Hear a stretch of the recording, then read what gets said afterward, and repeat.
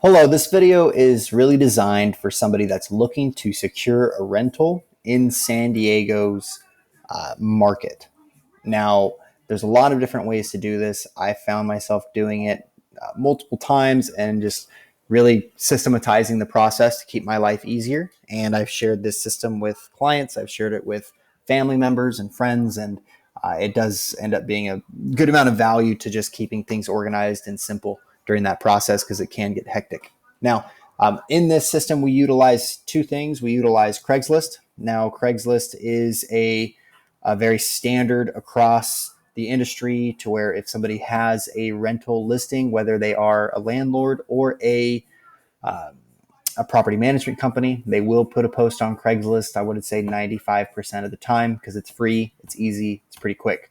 The other thing that we will be using is a rental search organizer. This is a simple Excel sheet that I created, again, just to help keep things organized. If you want access to this Excel sheet, there's a link within the comment section of this video. But what I would recommend is that if you are going to use that you either download it or you make a copy for yourself.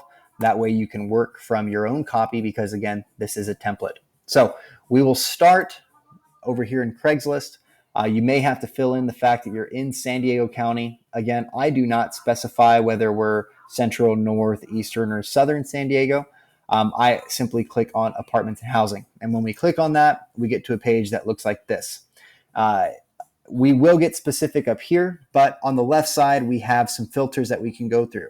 I advocate that we stay pretty broad on the filters. We do not want to get very specific over here because if we do that, then the inventory that we see over here is going to be very limited. So with that said, I filled in my maximum price of how much I'm willing to pay per month, my minimum bedroom and my minimum bathroom count, and that's literally it. Because from there, I will select the neighborhood. And for example, I will use Pacific Beach. And when I search that, this is the options that are going to come up. As I'm going through this, when I click on a listing, I'm going to actually right click. I'm going to open the link in a new tab. So this essentially the inventory right here stays available and that listing itself opens up in a new tab. So I'm not having to go back and forth. Now, once I do open a tab, I'm going to just run a quick scan, see if it's something that I'm interested in, maybe take a look at the pictures. But then if it is something that I'm interested in, I'm going to start to immediately put some of this information into the rental search organizer, i.e. the link, i.e. how I can get in contact with an individual in order to essentially see if I can go and view it, lease terms, things like that. I'm going to put some of that information into my rental search organizer and then move on to the next link. Okay, so we're going back to the total inventory, which is right over here.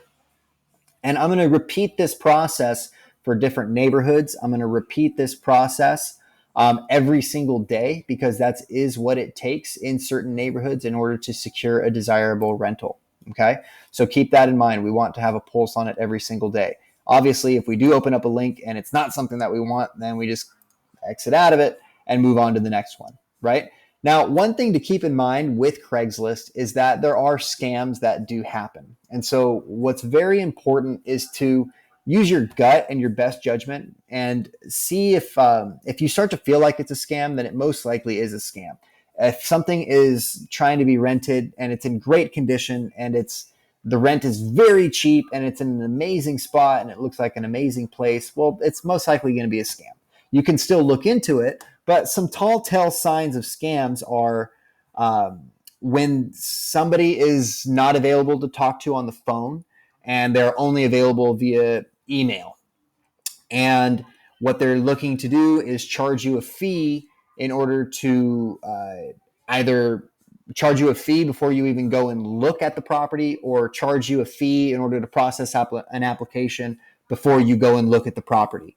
You don't want to pay anything before you step foot in the property. You definitely don't want to give them any information before you step foot in that property either. So I would be very wary about that. And again, if you do have any questions, feel free to reach out to me. My contact info is in the comment section. I'm happy to help keep you safe and keep it efficient.